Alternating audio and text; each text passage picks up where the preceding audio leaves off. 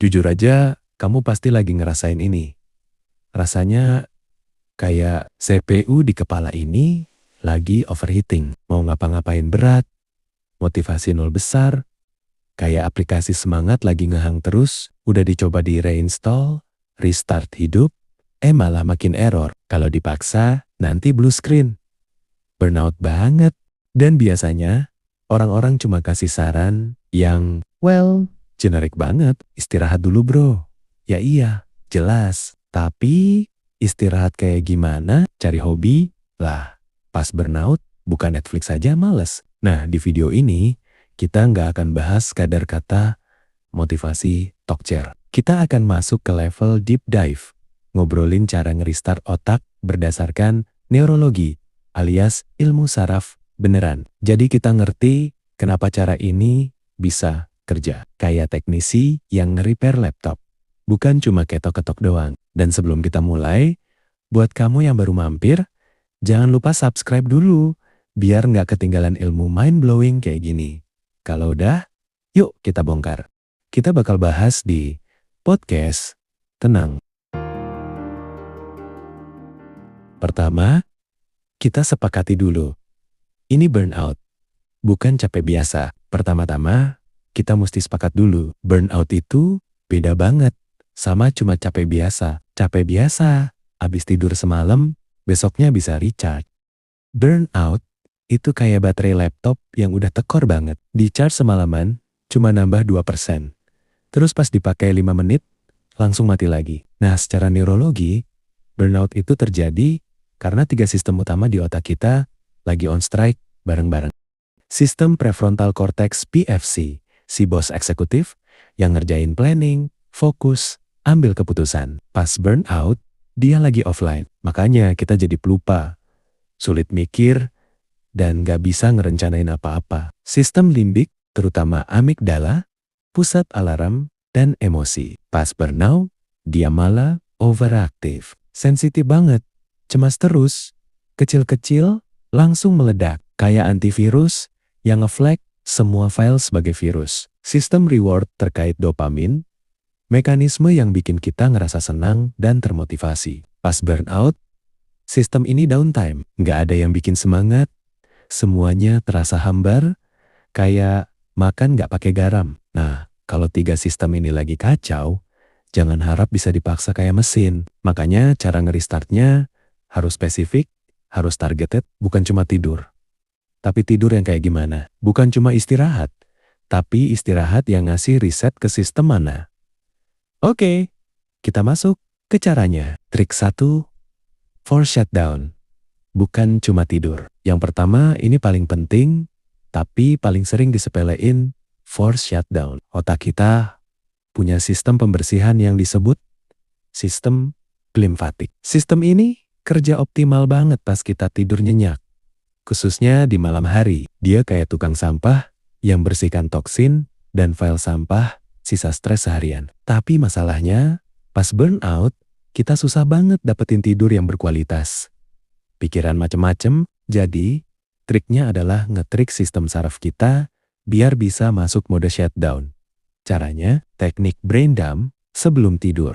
Ini simple banget, tapi dampaknya luar biasa. 15-30 menit sebelum tidur, ambil buku atau notes di HP, dan tulis semua yang kepikiran. Nggak perlu rapi, nggak perlu pakai bahasa yang benar, curhat aja, deadline, masalah sama temen, besok mau ngapain, kekhawatiran yang gak jelas. Ini fungsinya buat mindahin file yang ngehang di RAM otak PFC ke kertas. Jadi, otak kita bisa bilang, oke, masalahnya udah tercatat. Gak perlu aku simpen di kepala sambil tidur.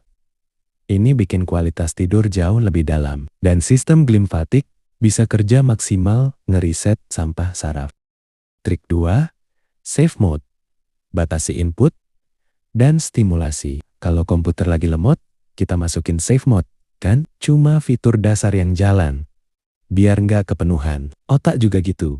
Burnout itu sering karena information overload. Notifikasi, medsos, berita, tugas, semuanya serbu otak kita. Jadi, trik kedua adalah masukin otak ke safe mode. selama beberapa jam dalam sehari. Caranya, digital detox yang spesifik. Aku tahu, digital detox itu klise, tapi kita lakuin dengan cara neuroscience. Kita target si amigdala yang overaktif tadi. Kamu pilih 2-3 jam sehari, misal malam jam 7-9, dan matiin notifikasi semua aplikasi. Bukan cuma nggak dilihat, tapi benar-benar silent mode. Lalu, ganti aktivitas dengan hal yang low stimulation. Masak tanpa dengerin podcast. Jalan-jalan keliling kompleks tanpa earphone, ngesketsa, atau sekedar ngobrol sama orang rumah. Ini bikin amigdala bilang, wah, ancamannya berkurang nih. Aku bisa rileks dikit. Ini nggak akan langsung enak. Bakal ada rasa gelisah, tapi itu tanda amigdala lagi belajar buat nggak selalu on. Ini adalah proses ngerekalibrate sistem alarm kita. Trik 3. Update driver. Gerakan dan sensasi baru. Nah, kalau komputer lemot, kadang kita update drivernya, biar hardware bisa optimal lagi. Driver buat otak kita yang burnout itu apa? Gerakan tubuh dan input sensorik yang baru. Ini buat ngehack sistem reward yang mati suri. Tapi, bukan olahraga berat yang bikin makin stres. Kita main ke olahraga ringan yang mindful atau aktivitas sensorik. Contoh, jalan cepat 20 menit sambil dengerin lagu favorit. Gerakan ritmis tambah musik bisa ngerilis endorfin pelan-pelan. Stretching atau yoga ringan. Fokus ke napas dan sensasi di otot. Aktivitas taktil kayak main slime, ngerapatan lihat, atau bahkan natain tanaman. Ini ngasih input sensorik ke otak yang berbeda, bikin fokus ke sekarang dan di sini. Memutus siklus overthinking. Intinya, kasih otak pengalaman baru yang sederhana. Ini kayak nginstal driver kecil yang bikin sistem reward. Ngetes. Oh, ini ternyata masih bisa nyenengin ya. Trik 4. Install antivirus, reframe, and self-compassion. Burnout sering bikin kita menyalahkan diri sendiri. Aku lemah, aku gagal. Nah, pikiran kayak gini itu virus mental yang merusak proses reboot. Trik 4 adalah install antivirus berupa self-compassion dan reframing.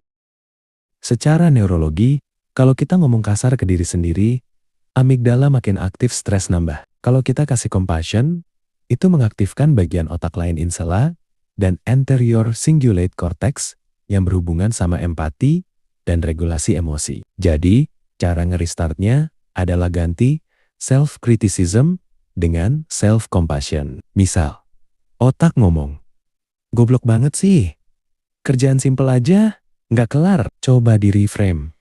Waduh, emang lagi berat banget periodenya. Wajar kalau butuh waktu lebih. Yang penting, aku udah usaha sejauh ini. Kedengarannya cengeng. Nggak, ini adalah alat riset neurologis yang powerful banget. Kamu lagi ngeriset pola pikir default yang merusak prokol darurat. Teknik 5-4-3-2-1, grounding. Oke, tadi itu trik komprehensif, tapi gimana kalau pas lagi meeting atau di keramaian, tiba-tiba kepikiran burnoutnya dan rasanya mau meledak? Aku kasih prokol darurat yang langsung bisa dilakukan dalam 1 menit.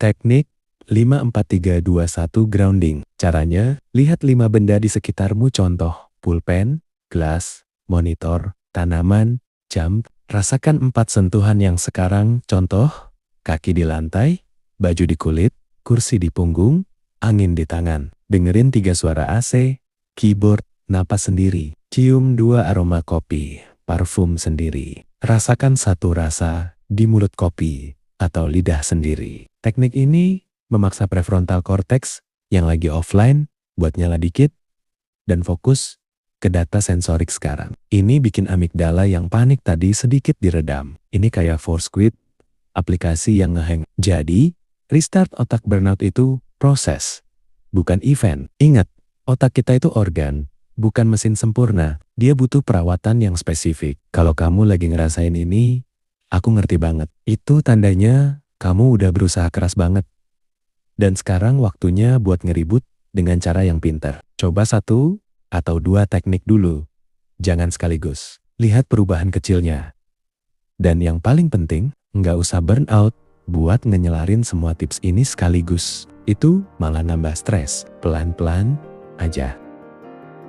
Dengan Angga Permana di sini, terima kasih udah setia nonton sampai habis. Jangan lupa komen, like, dan subscribe.